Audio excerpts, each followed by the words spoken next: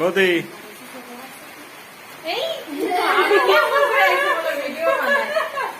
Hello viewers, কেমন আছেন সবাই? অক্ষয় তৃতীয়াতে ছিল আমাদের গৃহপ্রবেশ। এদিনের পর্বগুলো যেভাবে সম্পূর্ণ হলো তাই এই ভিডিওতে তুলে ধরেছি। হাতটা সরাও দেখি কেমন হলো।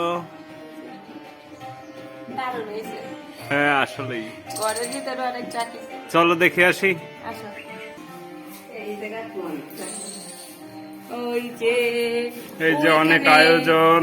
এগুলো আমি একবার দেখাইছি। ও আচ্ছা, তুমি দেখাইছো? হ্যাঁ আর ওইটা দেখানো বাকি? হ্যাঁ, ওই যে আরেকটা স্বস্তিকা চিহ্ন। দারুণ করেছো একদম। আমি আবার এটা ভালোই পারি। এই যে আরেকটা আঁকবো। আচ্ছা আঁকো। নতুন ঘরে ওঠার সময় বেশ কিছু নিয়ম কানুন মেনেই ঘরে উঠতে হয়। মাটির পাত্রে দুধ উতলানো শুভ বলে মনে করা হয়। এখানে ইট দিয়ে বড় একটা চুলা বানানো হবে, কারণ খিচুড়ি প্রসাদের ব্যবস্থা ছিল।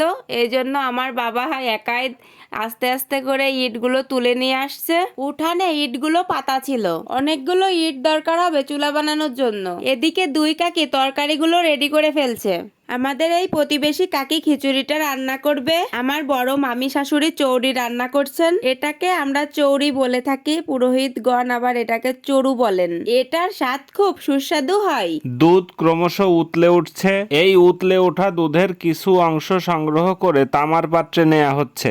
এখানে ছোট্ট একটা তামার গ্লাস ব্যবহার করা হচ্ছে। উতলানো দুধের এই অংশটুকু ঘরের ভেতরে বাস্তুখামের কাছে নিয়ে যাওয়া হবে। সেখানে গিয়ে এর বিশেষ পর্ব আছে। এসব কাজের অনেক অন্তর্নিহিত তাৎপর্য আছে, তাই প্রাচীনকাল থেকেই এই নিয়মগুলোকে মান্যতা দেয়া হয়। ঘরের মধ্যে যেখানে বাস্তু পুজো করা হচ্ছে ঠিক সেখানেই এই দুধটুকু নিয়ে আসা হয়েছে। আমাদের প্রবীণ পুরোহিত মশাই নিজের হাতে এই কর্মটুকু সম্পাদন করছেন।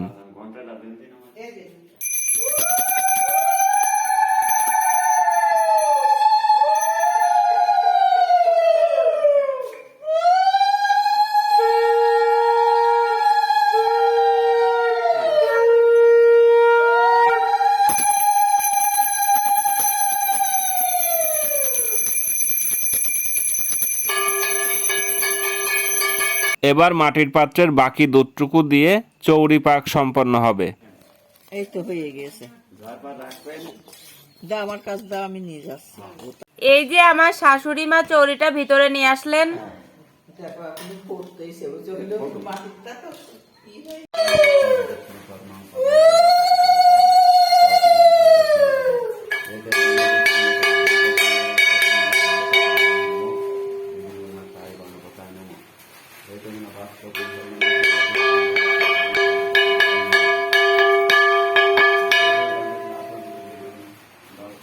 সবার শাড়ি পরা দেখে টুসুরও খুব ইচ্ছা হয়েছে শাড়ি পরার, এই জন্য ওর দিদা ওকে শাড়ি পরিয়ে দিয়েছে।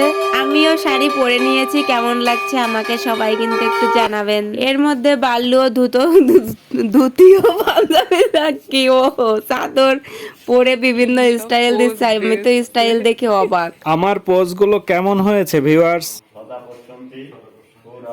পুরোহিত মশাই তার ক্রিয়াকর্মগুলো শুরু করে দিয়েছেন আমাকে নিয়ে।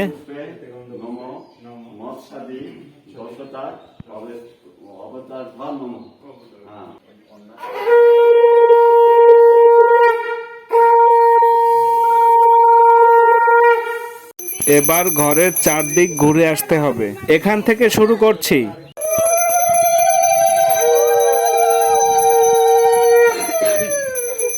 কুলো মাথায় করে সামনে পপি, ওর কাঁধে হাত রেখে আমি। পুরোহিত মশাই দরজায় দাঁড়িয়ে ঘন্টা বাজাচ্ছেন।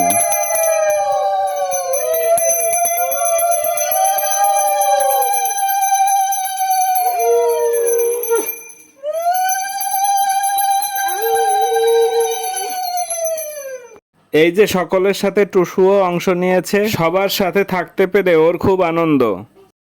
নির্ধারিত পাকগুলো সম্পন্ন হয়ে গেছে, এবার ঘরে ওঠার পালা।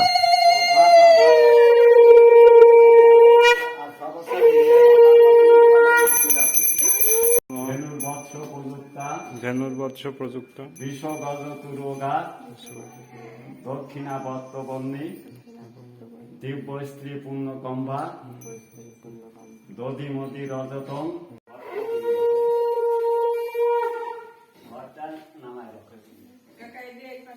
রাখেন, এক পাশ করে রাখেন।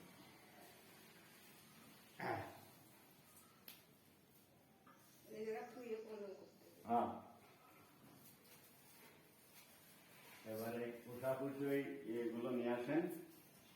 এবার আপনাকে কাজ করলাম, এবার সামারটা আছে।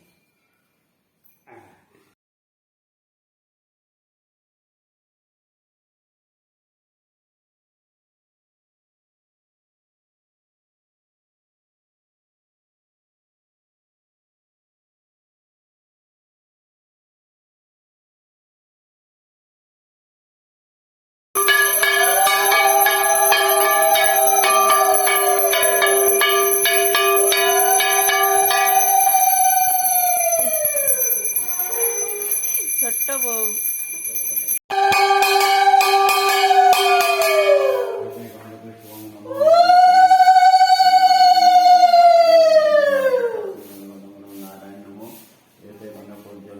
এই আয়োজনের একটা বিশেষ অংশ ছিল খালইয়ে করে মাছ দেওয়া। এর মধ্যে বৃষ্টি শুরু হলো, টিনের চালে টুপটাপ করে বৃষ্টি পড়ছিল, আর ঘরের মধ্যে এগিয়ে চলেছে লক্ষ্মী পুজো, নারায়ণ পুজো আর বাস্তু পুজো। হঠাৎ করে বৃষ্টির বেগ বেড়ে গেল এবং সেটা এমন ঝুম বৃষ্টিতে পরিণত হলো। শুভ কাজের দিনে বৃষ্টি একটা শুভ লক্ষণ। যদিও বাইরে যে চুলাটা বানানো হয়েছিল সেখানে খিচুড়ি রান্না বিঘ্নিত হলো। শেষে নতুন ঘরের মধ্যে গ্যাসের চুলায় খিচুড়িটা রান্না করা হলো। এবছর বর্ষাকাল আসার আগেই বেশ বৃষ্টি হচ্ছে। বৃষ্টি কমে যাওয়ার পরে নিমন্ত্রিতরা আসতে শুরু করেছেন, তাই খিচুড়িগুলো দ্রুত প্যাকেজিং করতে শুরু করা হলো। বৃষ্টির পরে চারদিক বেশ ঠান্ডা হয়ে গেছে। গ্রীষ্মকাল চলছে, তবুও সেই গরমের তীব্রতা নেই। এমন আবহাওয়ায় খিচুড়ি খেতে খুবই ভালো লাগে। এমন ছোট্ট আয়োজনের মধ্য দিয়ে সামাজিক বন্ধন দৃঢ় হয়, পারস্পরিক সম্পর্ক সুন্দর হয়। বৌদি তাকান, বৌদি আমি কেমন করে ভিডিও বানাই?